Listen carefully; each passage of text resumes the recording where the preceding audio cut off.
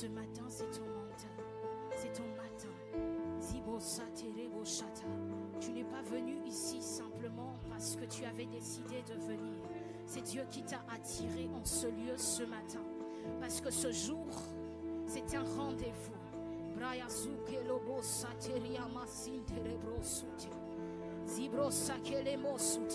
Tu n'as pas encore tout vu de ce qu'il veut faire au travers de toi, de ce qu'il veut te montrer. Que tes expériences d'hier ne t'empêchent pas de désirer plus, de chercher plus, de monter encore. Il a dit dans le dernier jour, je répandrai mon esprit sur toute chair.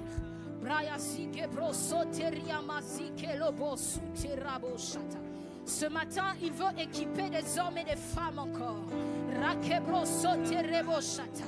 C'est vrai que tu as vu de grandes choses, mais il veut ajouter encore. Parce que tu as été fidèle, il veut ajouter encore. Parce que tu as été fidèle dans des petites choses. Dieu me dit de te dire que maintenant tu entres dans une nouvelle saison. Tes plus beaux jours ne sont pas derrière toi. Il va faire quelque chose de nouveau qui est sur le point d'arriver. Voilà pourquoi il te dit, oublie le passé, oublie le passé, oublie le passé. Même si c'était un bon passé, même si c'était un passé glorieux, parce que là où il t'amène, c'est beaucoup plus loin et ça demande une plus grande soif, une plus grande soif, une plus grande soif, une plus grande soif. Mais si tu restes figé sur ton passé, tu croiras que tu as atteint le sommet alors que je veux t'emmener plus loin.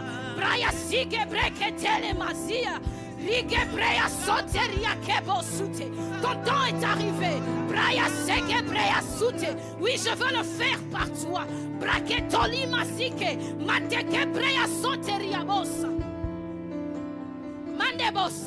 It's your time. C'est ton temps.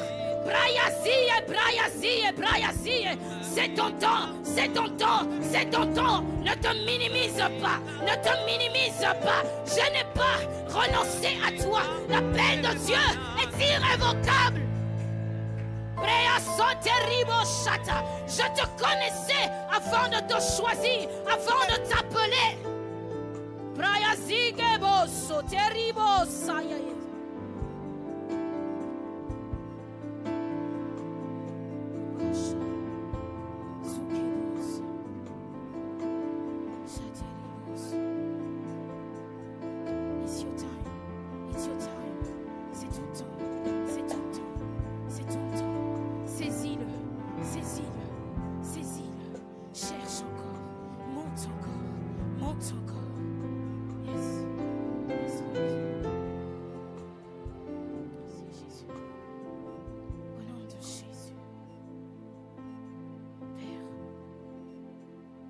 Je prie, Seigneur, que ta puissance accompagne ce message. Que ta puissance accompagne chaque mot, chaque phrase, chaque parole. Je prie, Seigneur, que l'atmosphère du ciel soit maintenue en ce lieu. Saint-Esprit, que je disparaisse et que toi tu transparaisses. Ramazite, fais comme tu veux, fais comme tu veux. Bouleverse nos plans, bouleverse nos programmes, bouleverse. Rebrosage, brosate, brosate. Rebrosate. Regebroso, rebrosige, brosate. Zindo braquete, lebrosote, ribrosote. Ibasige, reasite. Nous te donnons tout. Have your way, God. Have your way, God. Have your way, Holy Spirit.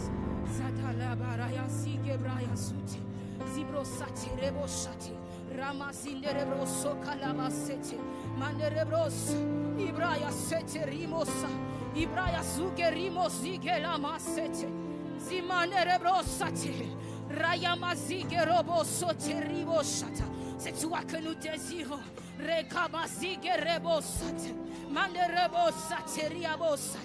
Nous voulons le surnaturel. Nous ne crions pas à toi pour l'or ce matin. Nous ne crions pas à toi pour l'argent ce matin. Nous ne crions pas à toi pour les choses de ce monde.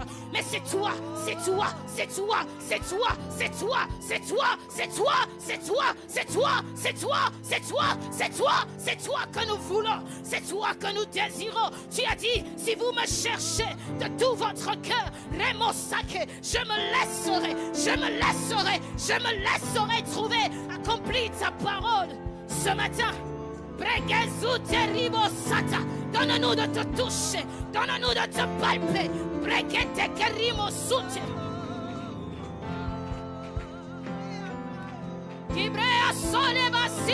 Il te sera fait selon ta foi. Il est disponible ce matin. Il est disponible ce matin. Il te sera fait selon ta soif.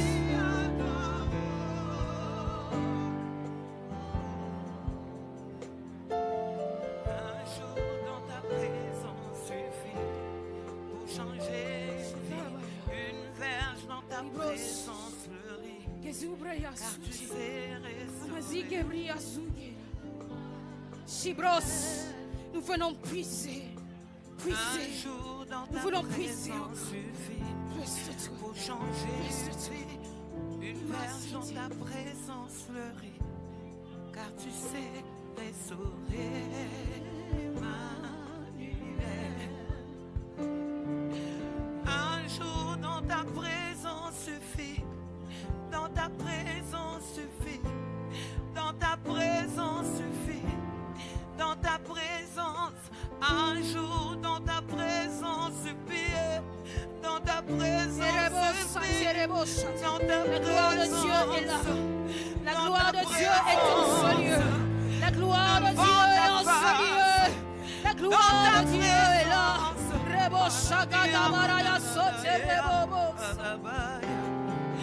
Un jour dans ta présence, dans ta présence, dans ta présence, car tu sais restaurer tu sais restaurer. Merci Saint-Esprit de Dieu.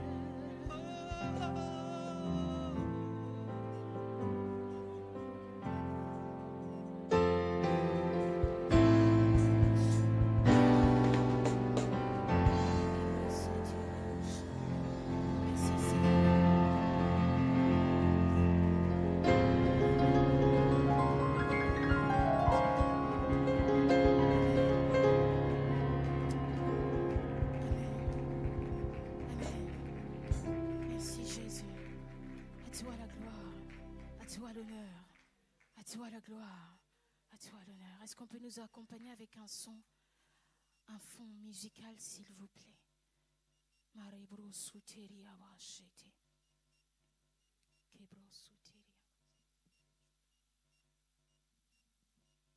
Amen, amen.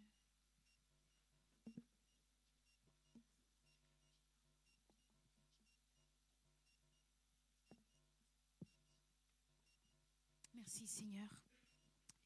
Amen, amen. Amen. Nous allons prendre la parole de Dieu dans le livre de Actes. Nous sommes toujours dans notre programme spécial Alpha 30 avec ce thème principal, sauver pour sauver. Sauver pour sauver. Amen. Merci Jésus.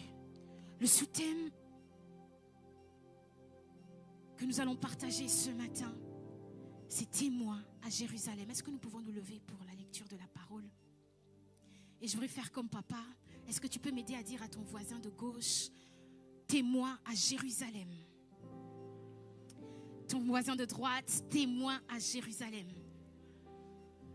Seulement celui qui te sourit, témoin à Jérusalem.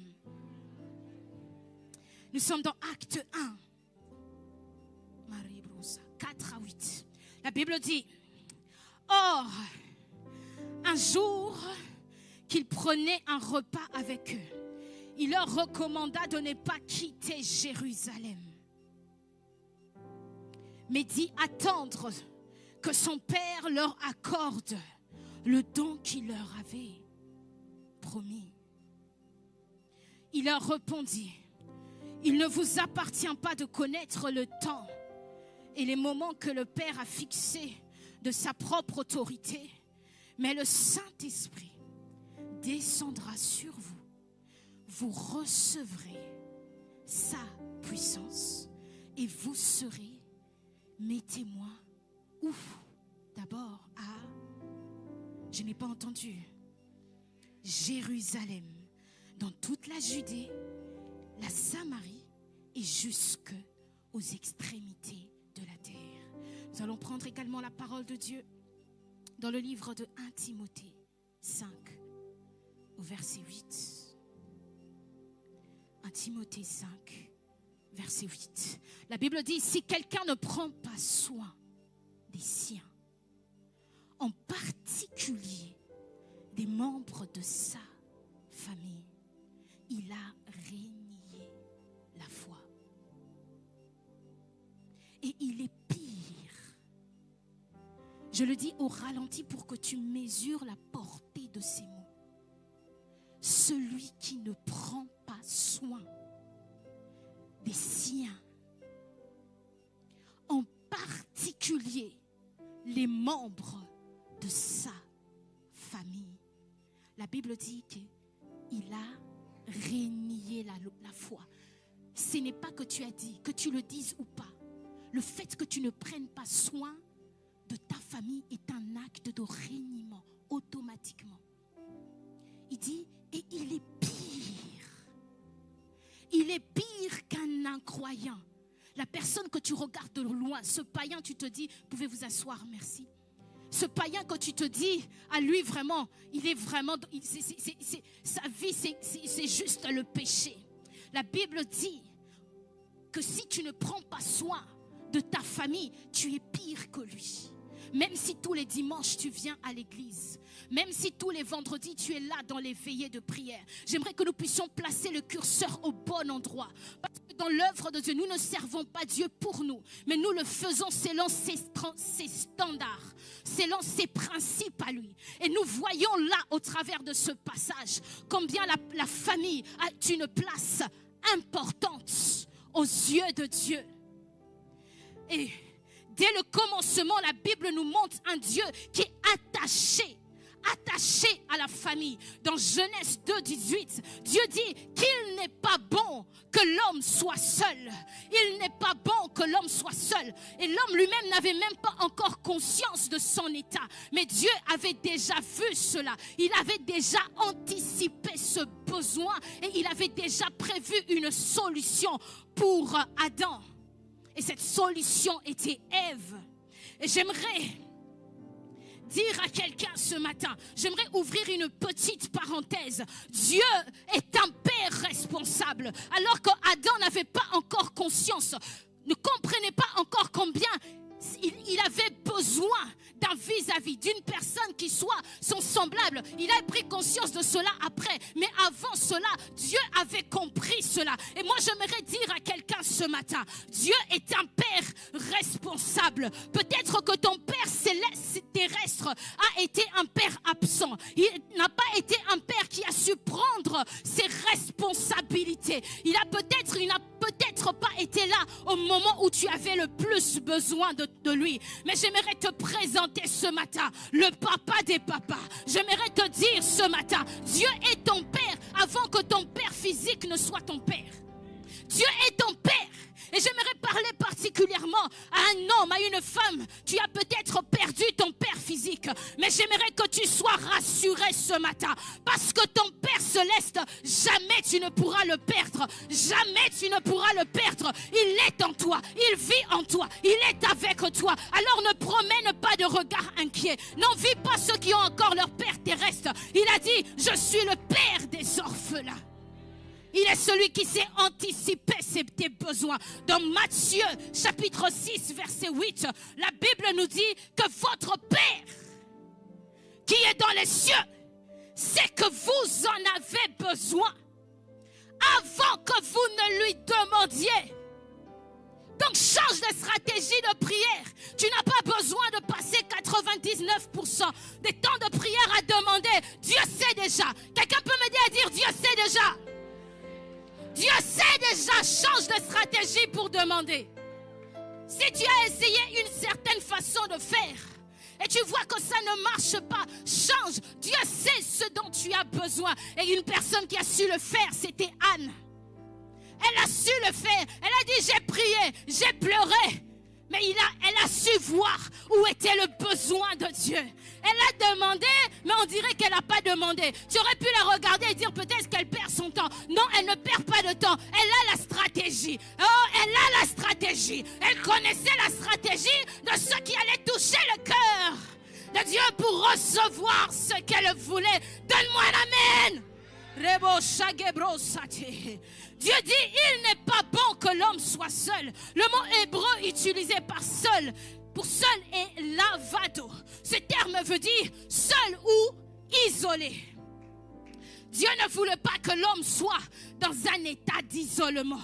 Ce que Dieu fait, c'est qu'il commence d'abord par lui emmener les animaux. Et il voit, l'homme donne les noms aux animaux. Parce que Dieu constate d'abord le besoin de l'homme. Pourquoi il ne crée pas la femme directement pour répondre à ce besoin?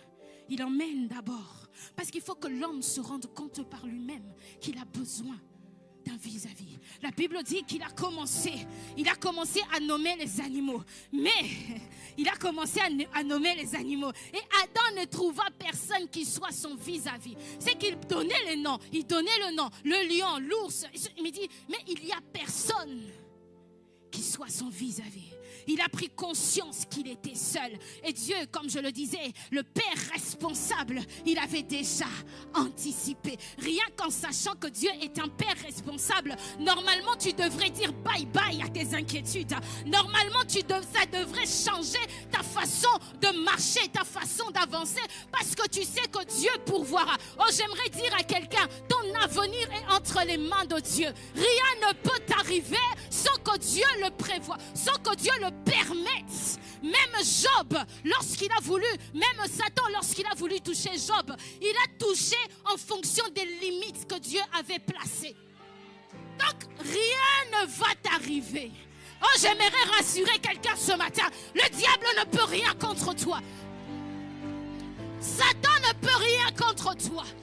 Qu'ils le veulent, qu'ils ne le veulent pas, ce que Dieu a déclaré sur ta vie va s'accomplir.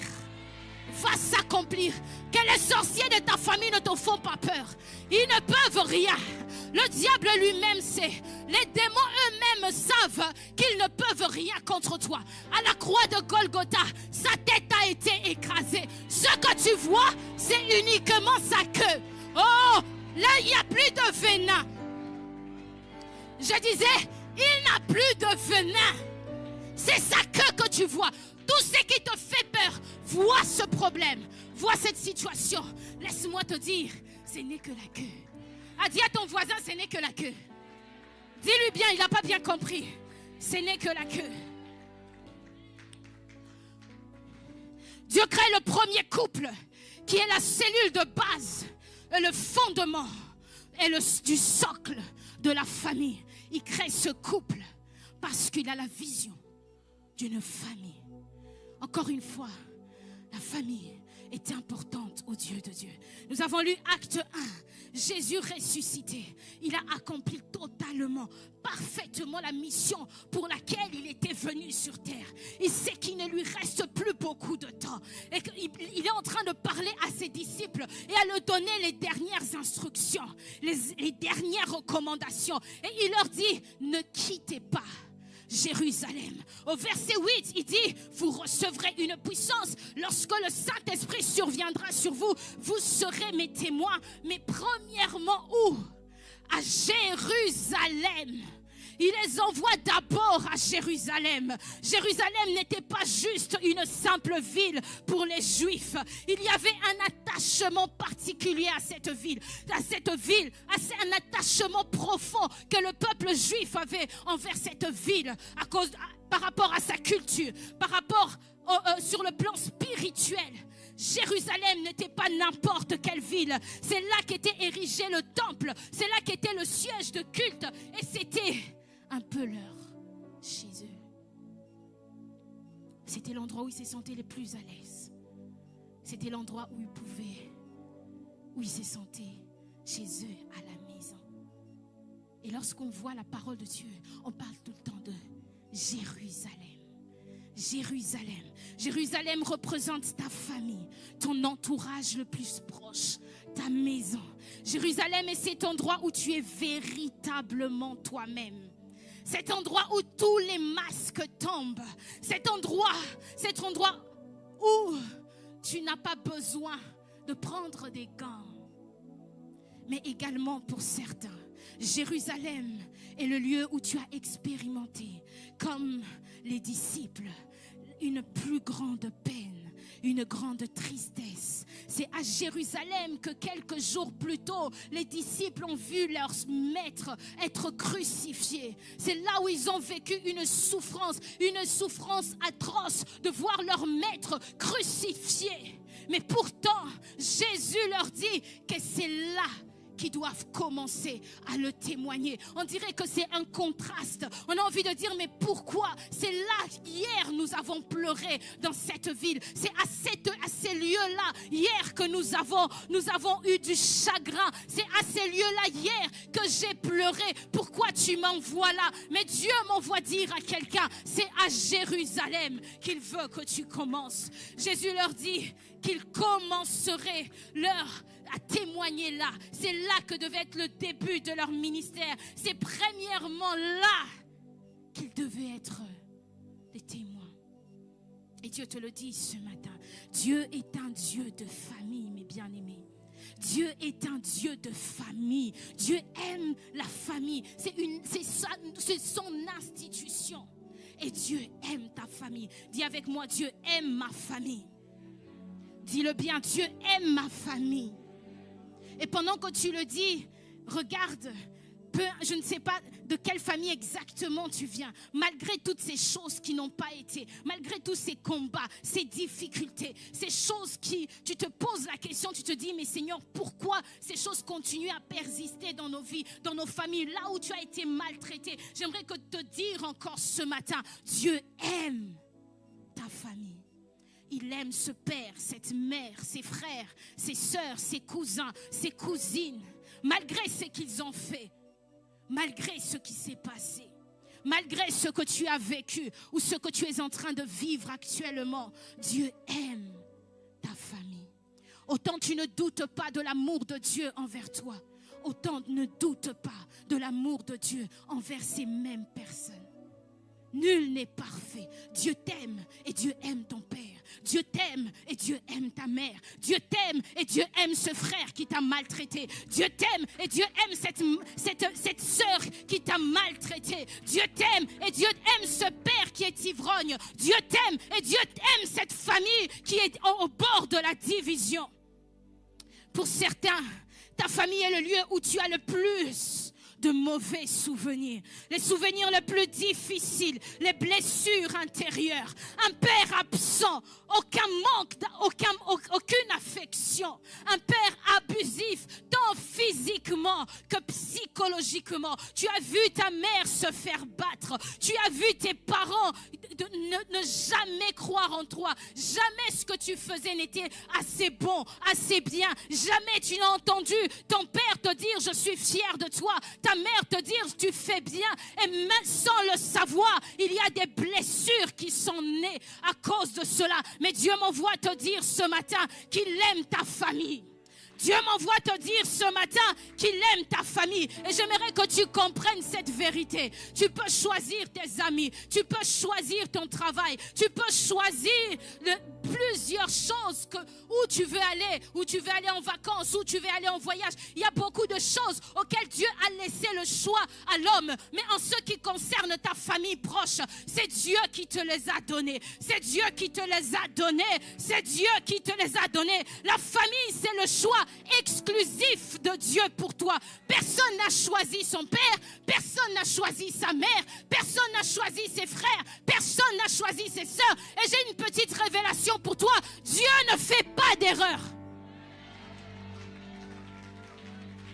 Dieu ne fait pas d'erreur. Il n'y a aucune raison, aucune justification pour que tu brises ce lien, pour que tu te sépares d'eux. Aucune raison. S'il a fait ce choix ultime, même si tu as du mal à le croire, mais j'aimerais te dire que c'était pour toi et pas contre toi. Le père qu'il t'a donné, la mère qu'il t'a donné, les frères et sœurs, les cousins, les cousines, les oncles et tantes, aussi mauvais qu'ils sont, oui, c'était pour toi. Ce n'était pas contre toi. Il a dit les projets que j'ai formés pour toi sont des projets de bonheur. Et parmi ce projet, ce plan de bonheur, il avait inclus cette famille. Ce n'est pas le diable qui est intervenu dans le choix de ton père. Lorsque tu rejettes ton père, tu rejettes le choix de Dieu. Lorsque tu rejettes ta mère, lorsque tu te sais, j'ai dit pour quelque raison que ce soit, tu as le droit de manifester l'amour. Même s'ils sont méchants, même s'ils ne croient pas en Dieu. D'ailleurs, s'ils ne croient pas en Dieu, encore tu dois le faire plus. Parce que tu es différent.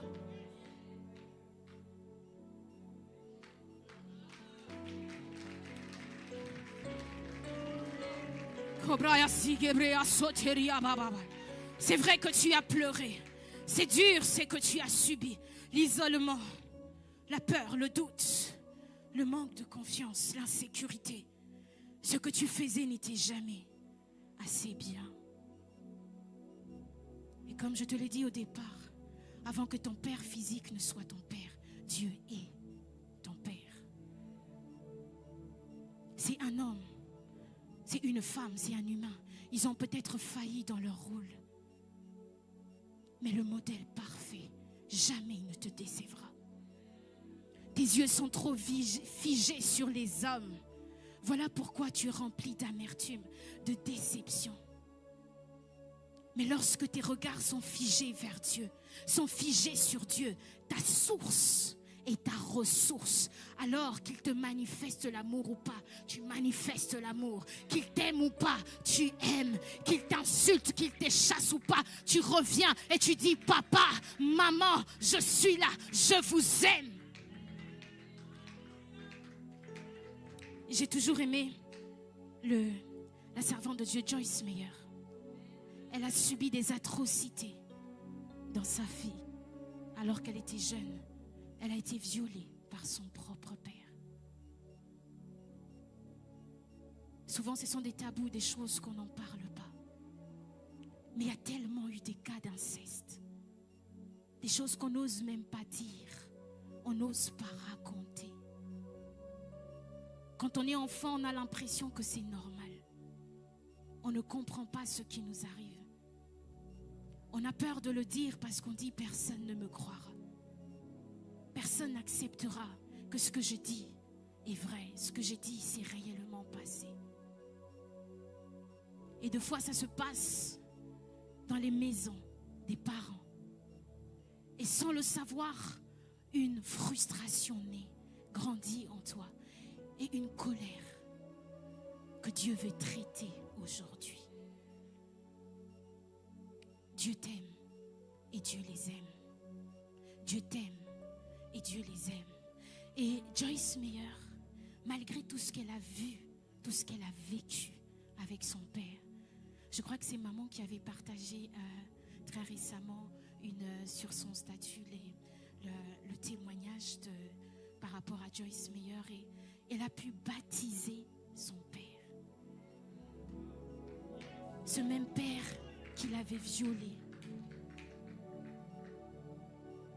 ce même père qui avait abusé d'elle. Elle a été un agent. Elle a été un outil entre les mains de Dieu, un instrument pour le ramener à Christ. Es-tu capable de le faire? Il n'y a que Dieu qui peut opérer ce changement, cette transformation. Acte 16, 31. La Bible dit, crois au Seigneur Jésus.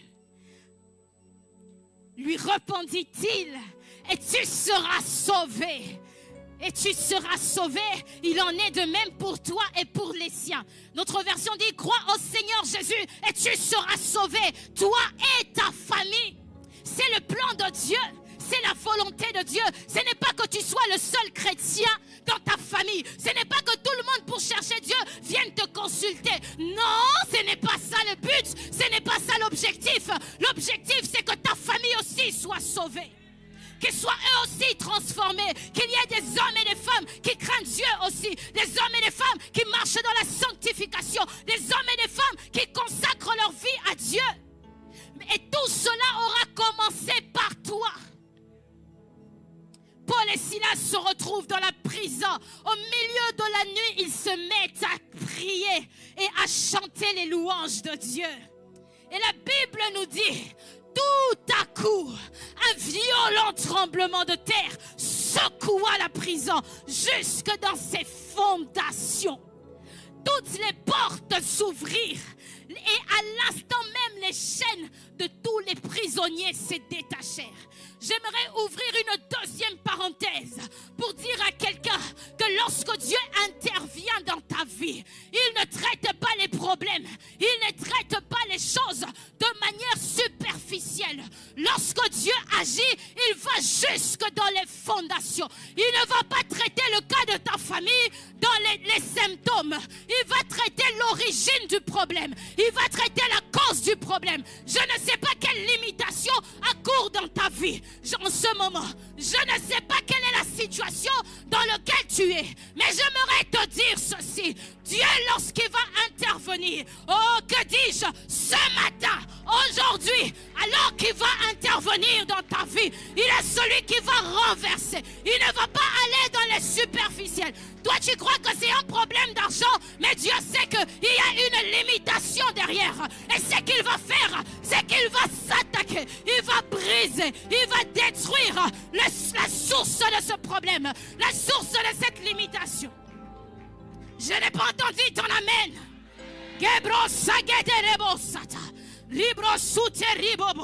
Quelque chose de particulier que la Bible rajoute. Il n'y avait pas que les portes de prison de Paul et Silas qui se sont ouvertes.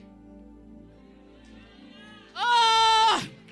Il n'y avait pas que les prisons de Paul et Silas qui se sont ouvertes. Je viens déclarer à quelqu'un la délivrance que Dieu va te donner aujourd'hui. Ça ne sera pas que pour toi, mais aussi pour ta famille. Ils étaient tous dans la même condition. Ils étaient tous emprisonnés. Ils avaient tous les chaînes. Mais deux personnes ont prié. 2 personnes ont loué. Et les fondements de la prison ont commencé à trembler. Mais lorsque les fondements ont tremblé, ça n'a pas détaché que les chaînes de Paul et Silas. Ça n'a pas ouvert que les portes de la prison de Paul et Silas. Mais tous les autres prisonniers, tous les membres de ta famille vont bénéficier de la délivrance que Dieu te donne aujourd'hui. Gebro sagata la bossa. Rebo sagata ribosata. Acclame, acclame, acclame. Rebo sagata.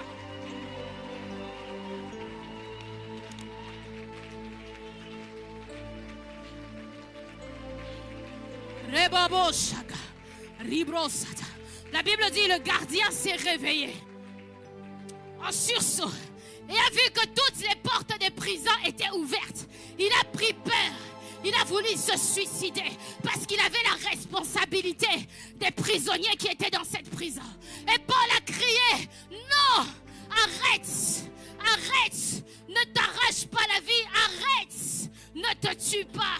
Paul lui cria de toutes ses forces, ne te fais pas de mal, nous sommes tous là. Et il lui pose la question, que dois-je faire pour être sauvé? Et il lui dit, crois au Seigneur Jésus et tu seras sauvé, toi et ta famille. Je prie ce matin qu'alors que tu crois à cette parole, toi qui pries, toi qui intercèdes, toi qui jour et nuit prie à Dieu, crie à Dieu, parce que oui, il y a des hommes et des femmes qui crient à Dieu pour le salut de leur famille. Que cela t'arrive aujourd'hui, qu'un miracle se passe aujourd'hui, que le réveil vienne dans ta famille au nom de Jésus-Christ de Nazareth. Zibregete keribo sote. Braya zide rebobo shaka. Rimazige braya soute. Au travers de toi, Dieu fait arriver ce réveil. Au travers de toi, Dieu fait arriver ce réveil. Le feu vient au travers de toi. La Bible dit tout ce que vous demanderez selon la volonté de Dieu, la volonté du Père, cela vous sera accordé. La volonté de Dieu, c'est que ta famille soit sauvée. Alors ce matin, je prie que tu reçoives ce miracle au nom de Jésus-Christ de Nazareth. Braya sige brosa. Maintenant, Ibrosaka, Rebragate le bosute, Mebraya zinde rebrosaya. L'une des particularités de famille, c'est que ce sont des personnes qui sont les difficilement gagnables par les paroles. L'une des particularités de spécificité lorsque nous cherchons à gagner les membres de nos familles, c'est que ce sont des personnes qui sont difficilement gagnées par les paroles, mais par la qualité de ta vie. Un homme a dit ceci: ce que tu es crie tellement fort qu'on n'entend pas ce que tu dis. J'aimerais parler ce matin à un homme, à une femme. C'est que tu écris tellement fort. Oh, c'est une révélation pour toi. Parce que Dieu te montre pourquoi jusqu'à présent ça n'a pas encore marché. Ce n'est pas que sa parole est inactive. Mais Dieu te dit ce matin, c'est ta vie.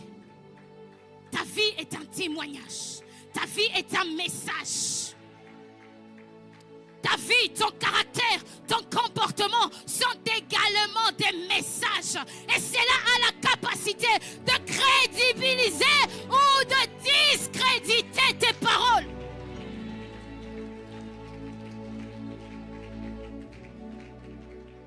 Et Dieu me disait ceci: durant Alpha 30, ce que Dieu veut faire, c'est travailler en toi pour travailler par toi. Il ne peut pas travailler par toi s'il n'a pas encore traité, s'il n'a pas encore travaillé en toi. Il va commencer par toi. Il va commencer à te changer, à porter le changement en toi, dans ta manière de parler, dans ta manière de te comporter, dans ta manière de vivre. J'ai un passage pour toi. Romains 1, 17 à 24. La Bible dit: toi qui te donnes le nom de juif, tu te reposes sur la loi. Tu fais de Dieu ton sujet de fierté. Tu connais sa volonté. Tu juges ce qui est meilleur parce que tu es instruit par la loi. Tu es certain d'être le guide des aveugles, la lumière de ceux qui errent dans les ténèbres, l'éducateur des insensés, l'enseignant des ignorants. Tout ça, c'est ce que tu es dans ta famille. Je vais sauter. Je vais prendre le verset 22. Il dit: tu dis de ne pas... Voilà. 21. Toi donc qui enseignes les autres, tu ne t'enseignes pas toi-même. Tu prêches aux autres de ne pas voler et tu voles. Tu dis de ne pas commettre l'adultère et tu commets l'adultère. Tu as les idoles en horaire et tu commets des sacrilèges. Tu es fier de posséder la loi, fier d'être chrétien, fier de te proclamer: je suis enfant de Dieu, je suis serviteur, je suis servante de Dieu. Mais tu déshonores Dieu en y désobéissant. Et ainsi, comme le dit l'Écriture, à cause de vous, à cause de toi, le nom de Dieu est outragé parmi les païens. Parce que ta bouche dit quelque chose et ta vie dit le contraire. J'aimerais dire ceci. Écoute-moi bien. La maturité spirituelle ne se mesure pas par le nombre de dons spirituels actifs dans ta vie. Ce n'est pas non plus par ce qui se passe dans l'atmosphère lorsque tu prends le micro. Ça ne se mesure pas d'abord par le niveau de révélation, des révélations que tu as. Mais la maturité spirituelle se mesure par le degré de manifestation des fruits de l'esprit dans ta vie. À quel point est-ce qu'on est capable de voir Christ en toi? À quel point est-ce que tu ressembles à Christ? L'amour, la joie, la paix, la patience, la bonté, la bienveillance, la fidélité, la douceur, la patience, la maîtrise de soi. Jésus a dit, vous les reconnaîtrez par leurs fruits. Ta vie crie tellement fort que ta famille n'entend pas ce que tu dis. C'est une révélation pour quelqu'un. Dieu veut le salut de ta famille et il veut passer par toi. Mais tu dois comprendre que le changement doit commencer à l'intérieur de toi. Ce sont les païens qui les ont appelés chrétiens. Ils les ont regardés, ils les ont analysés, ils les ont suivis, ils les ont regardés et ils sont arrivés à la conclusion, ils sont des chrétiens. Qui veut dire comme Christ. Au début du passage, il dit, toi tu te dis juif, toi tu t'appelles chrétien. Des fois ne parle même pas, laisse les gens constater. Laisse les gens voir et arriver à la conclusion que réellement, exactement, vraiment, tu es chrétien. Et sans que tu ne leur dises un mot, ta vie va les prêcher. Ils vont te demander qu'est-ce qui s'est passé. Hier, on critiquait ensemble. Aujourd'hui, on ne critique plus ensemble. Hier, quand je prenais ta nourriture, tu m'insultais, tu m'accusais, tu étais méchante avec moi. Mais aujourd'hui, tu me regardes avec le sourire. Aujourd'hui, tu me dis je t'aime. Aujourd'hui, tu